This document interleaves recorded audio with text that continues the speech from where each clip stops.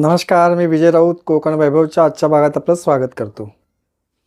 आज मी आपल्याला एका कार्यक्रमाचं आमंत्रण देण्यासाठी या व्हिडिओच्या माध्यमातून आपल्या समोर आलो आहे।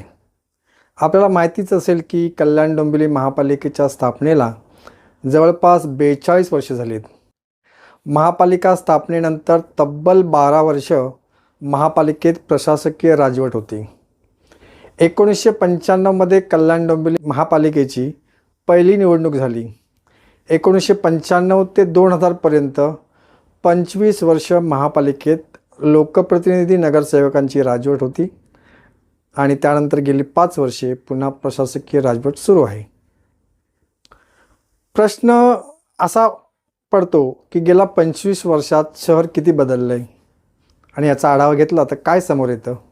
25 वर्षापूर्वी डोंबिवली हे सुशिक्षित नागरिकांचं शहर, पांढरपेशी वर्गाचं शहर, सुसंस्कृत नागरिकांचं शहर, साहित्यिकांची नगरी, सांस्कृतिक नगरी असा या शहराचा नावलौकिक होता।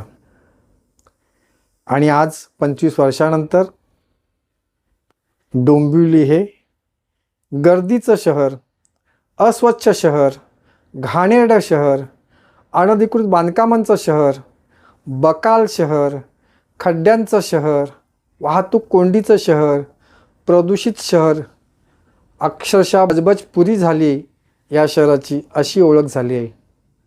मग याला जबाबदार कोण, याच विषयावर चर्चा करण्यासाठी सत्कर्म फाउंडेशन, कोकण वैभव आणि जनवाणी यूट्यूब चॅनल यांच्या संयुक्त विद्यमाने डोंबिवलीतील ज्वलंत समस्यांबाबत जनजागृती आणि चर्चा करण्यासाठी गुरुवार दिनांक 18 डिसेंबर रोजी सायंकाळी 6 वाजता HDFC बँकेसमोर मदन ठाकरे चौक, टिळक रोड, डोंबिवली पूर्व येथे जाहीर चर्चासत्र कार्यक्रम आयोजित करण्यात आला आहे।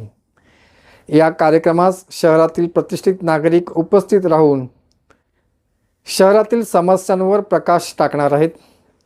अशा या कार्यक्रमास आपणास आमंत्रित करताना मला खूप आनंद होत आहे।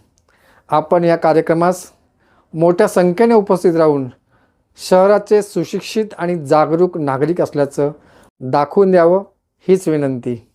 धन्यवाद। आमचा हा प्रयत्न आपल्याला आवडल्यास हा व्हिडिओ कल्याण डोंबिवलीमधील आपल्या मित्रपरिवाराला नक्की शेअर करा। धन्यवाद।